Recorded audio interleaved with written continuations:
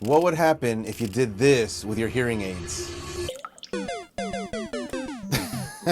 For most hearing aids, this would be game over. Water damage, corrosion, or expensive repairs. But for this Starkey Omega waterproof hearing aid, it's built to handle sweat, rain, workouts, and real life, not just sitting in a case. For active people, this means less stress and worry about breakdowns and longer life for your device. You don't have to panic over a little water, sweat, especially during the summer, or accidental splash like this, right? So let's take them out, see what's going on here. Let's give them a little dry. So these can actually go into water up to 1 meter. Of course, maybe not diving deep, but yeah. Let me see if I can put it close to the mic. You can still hear it.